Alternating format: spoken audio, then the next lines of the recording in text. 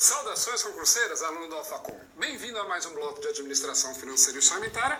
Estamos falando sobre receitas públicas e eu quero ver com você a última classificação, o último critério de classificação das receitas públicas que vai nos interessar, que é a classificação das receitas públicas quanto à destinação, ou também falam quanto, às vezes se ouve esse termo, quanto à vinculação da arrecadação, a mesma coisa, tá? Quanto à destinação ou quanto à vinculação da arrecadação, as receitas públicas dividem em duas categorias: receitas ordinárias e receitas vinculadas. O que são as receitas ordinárias? São aquelas receitas cuja arrecadação não está vinculada,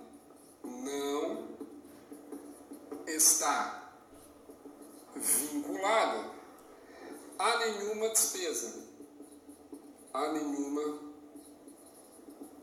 despesa, específica.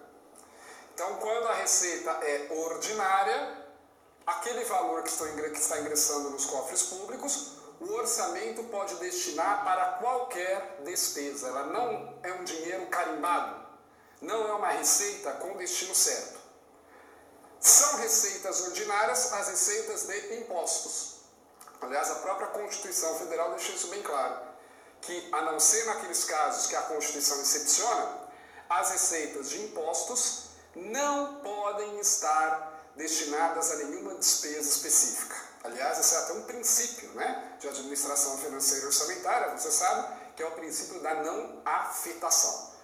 Então, receitas ordinárias quer dizer o produto de sua arrecadação, aquela receita, não está destinada a nenhuma despesa específica. O orçamento pode destinar aquele valor para qualquer despesa. Já as receitas vinculadas são aquelas cuja arrecadação vincula-se, ela está vinculada pela Constituição, pela lei, está vinculada a uma destinação específica. Então, por exemplo, as taxas, que são outro tipo de tributo. O valor arrecadado com as taxas tem destino certo, que é a manutenção do serviço público ou o exercício do poder de polícia que motivou a cobrança da taxa. Então, uma receita vinculada. Receitas de contribuições de melhoria também. O valor arrecadado vai para fazer frente à despesa com uma obra pública. Também uma receita vinculada. Receitas de contribuições especiais também. Então, aqueles valores que estão destinados, aquelas receitas que já têm uma destinação certa, determinada pela Constituição ou pela lei, que não pode ser colocado esse dinheiro em outra despesa, vão ser chamadas de receitas vinculadas. Tá certo? Muito bem. Então, com isso, nós terminamos de falar da classificação da receita pública. Eu falei para você que existem vários critérios. Eu comentei aqui os 5 que eu considero mais importantes, porque são aqueles que têm uma chance maior de cair em prova, tá? E aí eu quero comentar um pouco com você sobre as tais receitas intra-orçamentárias, que de vez em quando a gente vê cair na prova alguma coisa sobre isso. Primeira coisa que eu quero deixar claro para você, isso aqui não é receita pública de fato, tá? Não é considerado uma receita, apesar de ter o nome de receitas intra-orçamentárias. Essas receitas intra-orçamentárias, elas foram previstas pela primeira vez aí, com esse nome, tá? Esse nome surgiu com a portaria STN-SOF 338 de 2006, que falou pela primeira vez na existência das receitas intra-orçamentárias. Na verdade, elas sempre existiram, mas foi a partir dessa portaria que receberam esse nome. A gente dizia, recentemente, agora nem tão recentemente, 2006, já tem um tempinho, mas é algo relativamente novo quando você compara, por exemplo, com a Lei 4.320, que é de 1964, ou mesmo com a Lei de Responsabilidade Fiscal, que é mais antiga, que é de 2000. E o que são essas receitas intra-orçamentárias? Não são receitas públicas de fato. Na verdade, elas são pagamentos internos, feitos dentro do mesmo ente público. São repasses de dinheiro feitos de um órgão, de um ente público, para um outro órgão do mesmo ente público. Na verdade, são transferências, a portaria define da seguinte forma: são transferências de recursos feitos entre órgãos do mesmo orçamento fiscal ou orçamento da Seguridade Social, relativo ao mesmo ente da federação. Então, eu dou um exemplo para você no seu material. Você tem, lá dentro da estrutura da União, você tem o Ministério da Fazenda e você tem a Imprensa Nacional. Tá? Ambos estão dentro do orçamento fiscal.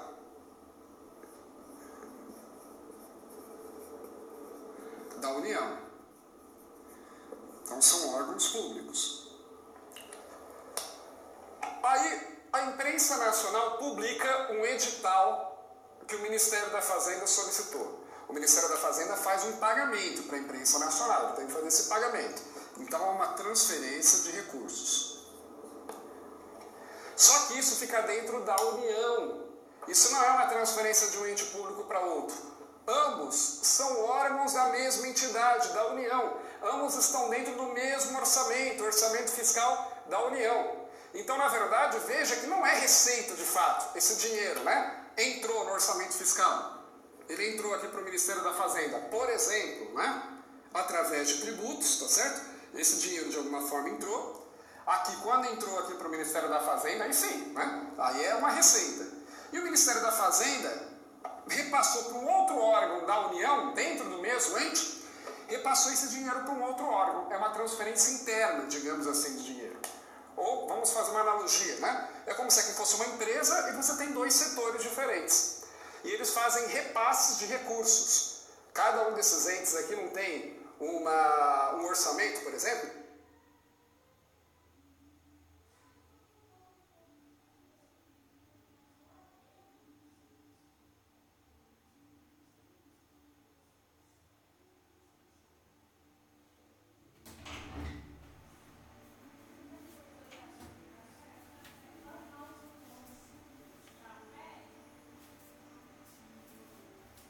Não é comum a empresa trabalhar com orçamentos para cada setor. E aí vamos imaginar que um setor repassa recursos para o outro setor. É mais ou menos isso, tá? Então veja que nós podemos chamar de pagamentos internos, feitos dentro do mesmo ente público, entre órgãos ou entidades que pertencem ao mesmo orçamento fiscal ou orçamento da Seguridade Social. Então por que eu digo que não são receitas mesmo? Porque na verdade quando o Ministério da Fazenda passa o dinheiro para a Imprensa Nacional, a União ficou mais rica por isso? É claro que não, é só um repasse interno. Assim como se eu repasso, sei lá, dinheiro do departamento de vendas para o departamento de marketing de uma empresa, também a empresa não fica mais rica. É um mero remanejamento interno de recursos. E aí veja, para o Ministério da Fazenda é uma despesa, porque o dinheiro está saindo do Ministério da Fazenda, está indo para a Imprensa Nacional. Então para o Ministério da Fazenda é uma despesa, e para a Imprensa Nacional é uma receita. Para o Ministério da Fazenda é uma despesa, né, entre aspas, é uma despesa intra-orçamentária, para a Imprensa Nacional é uma receita intra-orçamentária. Mas na verdade não é receita, despesa de fato, porque o dinheiro circulou dentro da União. A ideia é essa. E por que existe essa categoria? É porque na hora que você vai fazer a consolidação do orçamento, para evitar dupla contagem, você tem que deixar claro quais são as receitas intra-orçamentárias, para não contar a receita duas vezes. Então, por exemplo, entrou aqui o valor de R$1.000 de tributos. E esses R$1.000 o Ministério da Fazenda usou para pagar a Imprensa Nacional. Se eu não ficar atento e perceber que essa aqui é uma receita intra-orçamentária para a Imprensa Nacional, eu posso achar que somar duas vezes e dizer que houve uma receita de R$2.000. Não. Na verdade, isso aqui está sendo pago com aqueles mesmos R$1.000. Só está havendo um remanejamento interno. A Imprensa Nacional repassa para um outro órgão aqui dentro da União. Também da mesma forma, é só uma transferência intra-orçamentária, ou também chamada intragovernamental, que é dentro do mesmo órgão. Ok? E aí eu quero falar com você sobre transferências intergovernamentais. Transferências intra quer dizer o quê? Dentro, né? Transferências intragovernamentais são receitas e despesas intra-orçamentárias. Aquelas feitas dentro da mesma entidade, do mesmo ente público.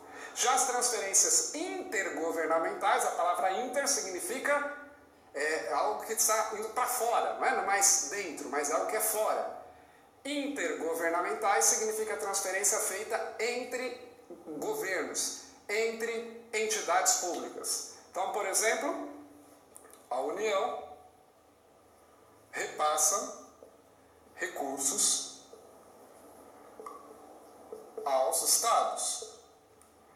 Isso é uma transferência intergovernamental. Aí sim, para a União, esse dinheiro que está saindo de fato é uma despesa, não é uma despesa intra-orçamentária, não, porque está indo para o outro orçamento, lembra? Cada ente público tem o seu próprio orçamento, não é? Então, a União está repassando o dinheiro para o Estado ou para os estados. Para a União é uma despesa, para o Estado é uma receita. E aí, lembra a questão da transferência de capital ou transferência corrente? Se aplica aqui. Se a União repassa esse dinheiro para o Estado aplicar em uma despesa corrente, então a União repassa esse dinheiro para o Estado, por exemplo, fazer a manutenção de um hospital público. Então é uma despesa corrente. Para a União é uma transferência corrente, é uma despesa na modalidade de transferência corrente. Para o Estado é uma receita na modalidade de transferência corrente. Se a União repassa esse valor para o Estado aplicar uma despesa de capital, para o Estado fazer investimento, para a União é uma transferência de capital, porque o Estado está utilizando uma despesa de capital, e para o Estado também é uma transferência de capital. Qual que é a diferença? Para a União, essa transferência de capital é uma despesa, e para o Estado, essa transferência de capital é uma receita, ok? E aí, essas transferências intergovernamentais, elas podem se dar por 3 razões. Podem ser transferências constitucionais ou obrigatórias. O que são essas transferências constitucionais ou obrigatórias? São transferências que a Constituição determina que devam ser feitas.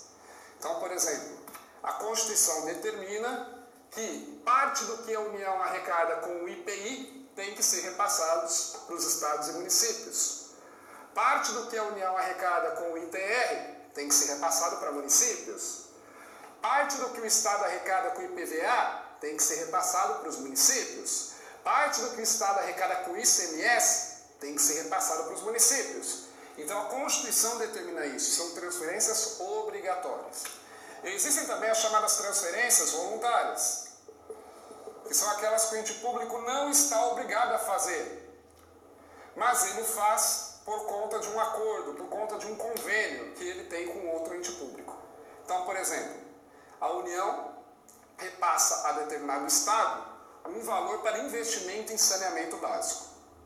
É uma transferência, além daquelas transferências obrigatórias que a União tem que fazer, ela está fazendo uma transferência a mais. Está transferindo 500 milhões de reais para o Estado aplicar em saneamento básico. É uma transferência voluntária, que é acordada, é pactuada por meio de um convênio, normalmente. E existem hoje também as transferências para criações de consórcios públicos. Consórcios públicos são uma figura relativamente nova aí, no direito administrativo brasileiro, que são aí entidades formadas com recursos da União, dos estados ou dos municípios. Você tem mais de um ente público envolvido na criação dessa nova entidade, tá? Pode ser também transferência feita para um consórcio público, que não deixa de ser um tipo de transferência voluntária, mas eu já vi em prova falando em categoria à parte. Muito bem, essas são as transferências, então, intergovernamentais, feitas entre entes distintos, da União para os estados, de um estado para o outro, de um município para o outro, de um estado para o município, de um município para o estado, e por aí vai, todas as combinações que você quiser fazer, tá? Outro conceito importante quando a gente fala de receita pública, é a chamada receita corrente líquida, cuja sigla é RCL. O que é a receita corrente líquida? Antes de vermos o que ela é importante entender que esse conceito ele é muito usado, por exemplo, pela Lei de Responsabilidade Fiscal. Aliás, é a Lei de Responsabilidade Fiscal que define esse conceito. Por exemplo, esse conceito é usado para definir limites máximos de gastos com pessoal.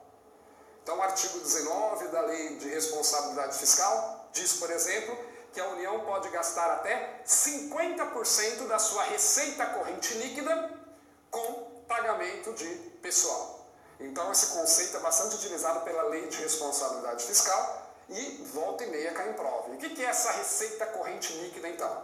Veja, o nome já está dando uma dica, né? Você vai partir do quê? Receita corrente líquida. Então você vai partir das receitas correntes. O que são receitas correntes mesmo? São aquelas receitas que nós já vimos. Receita tributária, receita de contribuições, receita patrimonial, receita industrial, receita agropecuária, receita de serviços, transferências correntes e outras receitas correntes. Todas essas são receitas correntes. Então, o ente público pega todas as receitas correntes que ele arrecadou. Essa, digamos, é a receita corrente bruta, tá certo? Que é a soma das receitas correntes. E aí ele vai tirar, ele vai subtrair alguns valores para chegar na receita corrente líquida. Então, a partir do total de receitas correntes, ele tira, primeiro, as transferências constitucionais que ele está obrigado a fazer. Tá? Vou colocar aqui, transferências constitucionais que ele está obrigado a fazer, não que ele recebeu, mas que ele está obrigado a fazer. Aí ele tira as contribuições dos empregados e empregadores para a Previdência Social. São contribuições que estão previstas lá no artigo 195, incisos 1 e 2 da Constituição Federal. O que são essas contribuições? É aquele valor que o empregado paga sobre o seu salário. O empregado não tem que pagar um valor para o INSS todo mês. O patrão paga o empregado, mas desconta o valor que o empregado tem que pagar para o INSS. E também a contribuição do empregador para o INSS também tem que ser descontado. Então, aquele valor que o empregador paga. O empregador paga a contribuição para o INSS sobre três coisas: faturamento, sobre o lucro e sobre a folha de salários. Essas contribuições são excluídas. A arrecadação com o PIS/PASEP. Isso aqui no caso da União, tá? Porque é só a União que arrecada PIS/PASEP. Subtrai também o valor que foi arrecadado com o PIS/PASEP. E subtrai também a contribuição dos servidores para custeio do sistema de previdência ou assistência social próprio. O que é isso? O servidor público, assim como o trabalhador da iniciativa privada, ele também tem que contribuir para o seu regime de previdência. São regimes de previdência diferentes, é verdade, né? O do trabalhador da iniciativa privada, por exemplo, é regido pelo INSS e vai seguir as regras do artigo 201 da Constituição. Já o regime de previdência do servidor público é administrado por cada ente público e possui regras próprias. Então, mas a lógica é a mesma, né? Ela é semelhante àquela contribuição que o empregado paga também.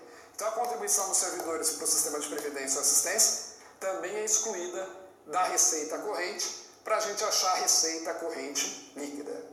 Então, vamos lá. Como é que eu acho a receita corrente líquida? Parto das receitas correntes. Então, são todas aquelas receitas: tributária, contribuição, patrimonial e por aí vai. Subtraio as transferências que o ente público está obrigado a fazer, porque esse dinheiro não é dele, vai ter que transferir para outro. Subtraio as contribuições dos empregadores e dos empregados para a Previdência Social, incluindo a dos próprios servidores, tá certo? E subtraio também a arrecadação, o valor arrecadado com o PIS/PASEP. E aí eu acho a receita corrente líquida. Esse valor aqui vai ser base para alguns dos conceitos, alguns limites determinados pela Lei de Responsabilidade Fiscal. Então, se você ouvir falar o termo receita corrente líquida, você já sabe do que se trata. Tá? Dificilmente cai na prova, eu já vi cair, mas dificilmente cai, por exemplo, para você calcular uma receita corrente líquida, te dando alguns valores. O que é importante você saber, e aí não tem jeito, você tem que saber mesmo, é que receita corrente líquida não é igual a receitas correntes, tá? Você pega a receita corrente, tira alguns valores, aí você vai achar a receita corrente líquida. Muito bem. O que mais?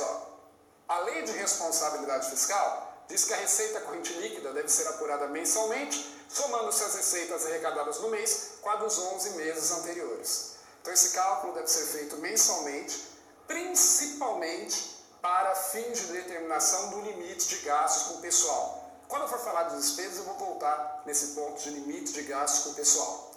mas tanto a União como os estados como os municípios têm um percentual máximo da receita corrente líquida que eles podem gastar com folha de pagamento. E aí está dizendo que isso deve ser feito, deve ser apurado mensalmente. Pego a receita daquele mês, somo quase os 11 meses anteriores para dar 12 meses, e aí faço aquelas deduções que nós vimos ali, eu acho a receita corrente líquida. O demonstrativo da apuração da receita corrente líquida deverá acompanhar o relatório resumido de execução orçamentária. Então você já sabe que bimestralmente a União deve apresentar um relatório resumido de execução orçamentária, em que ela vai prestar contas, digamos assim, né, do andamento da receita e da despesa pública. E aí o demonstrativo da receita corrente líquida deve acompanhar esse relatório resumido de execução orçamentária, tá? Para ficar claro qual está sendo a evolução dessa receita corrente líquida ao longo do ano. Vamos fazer um exercício então agora? Quero fazer com você um exercício, está aí no seu material, para a gente fixar um pouquinho esses conceitos que nós vimos aí. Então vamos lá. Questão de certo e errado, estilo SESP. Diz o seguinte: com relação às técnicas e procedimentos para elaboração e execução do orçamento público, julgue o item subsequente. Então você vai dizer se está certo ou está errado a seguinte afirmação: as classificações de receitas correntes intra-orçamentárias e de receitas de capital intra-orçamentárias têm objetivos distintos da classificação de receita por categoria econômica. Está certo ou está errado isso? Está certo, tá? Ó, já adianto para você que não existe aí, digamos assim, uma unanimidade na doutrina em classificar essas receitas intra-orçamentárias, também receitas de capital e receitas correntes. Essa parte da questão a gente poderia até dizer que está um pouco, né, nebulosa, mas a ideia central dela está correta. A classificação em receitas intra-orçamentárias e receitas de capital ou receitas correntes, que é a classificação por categoria econômica, tem objetivos distintos, né? Lembra, por que foi criada essa receita intra-orçamentária e despesa intra-orçamentária? Para evitar dupla contagem na hora que eu for apurar a execução orçamentária financeira. É diferente, o objetivo é diferente de quando eu divido a receita em receita corrente e receita de capital. Porque quando eu divido em receita corrente e receita de capital, eu estou dizendo, olha, algumas receitas podem ser usadas para pagar as despesas do dia a dia, que são as receitas correntes. Outras receitas devem ser usadas só para investimentos. Nós vamos ver que despesa de capital não é só investimento, mas é principalmente investimento. Outra parte da receita tem que ser usada para investimento. Então, por isso que eu divido em receita corrente e receita de capital. Já a receita intra-orçamentária, o objetivo de fato é distinto, então está correto. Segunda questão. Sobre a classificação das despesas correntes, julgue o item a seguir. As receitas provenientes de taxas e contribuições são consideradas como receitas vinculadas. E aí, está certo ou está errado? Está certo. O que são receitas vinculadas? São aquelas receitas que têm uma destinação específica. E as receitas ordinárias são aquelas que não têm destinação específica.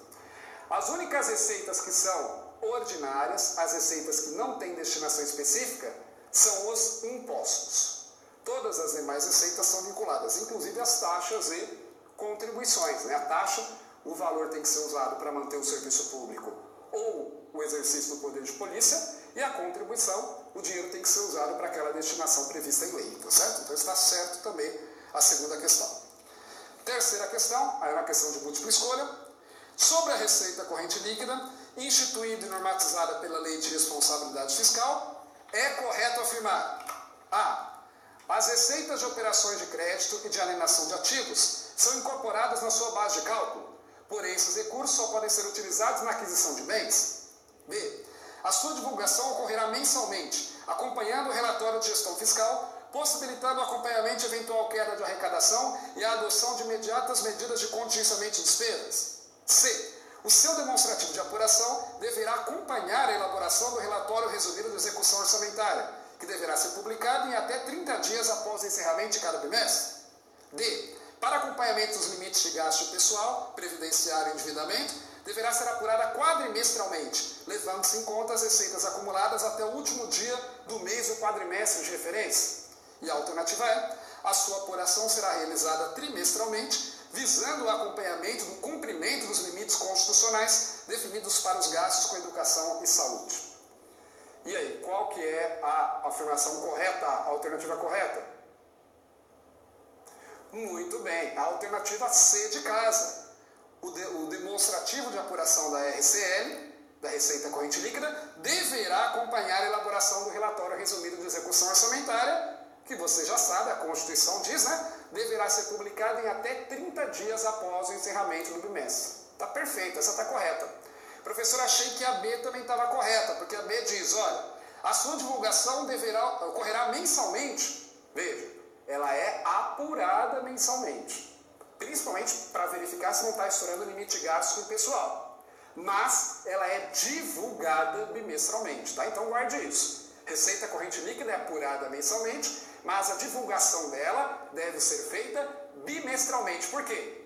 Porque ela deve acompanhar aquele demonstrativo resumido de execução orçamentária. E esse demonstrativo é emitido bimestralmente. Então esse que é o erro. A A está errada, porque diz que operações de crédito e de alienação de ativos fazem parte da receita corrente líquida. Não, né, meu amigo? Se a receita corrente líquida, é só receita corrente. E receita de operação de crédito e alienação de ativos são receitas de capital, tá certo? Então, correta é a alternativa C de casa, realmente. Vamos ficando por aqui e até a próxima.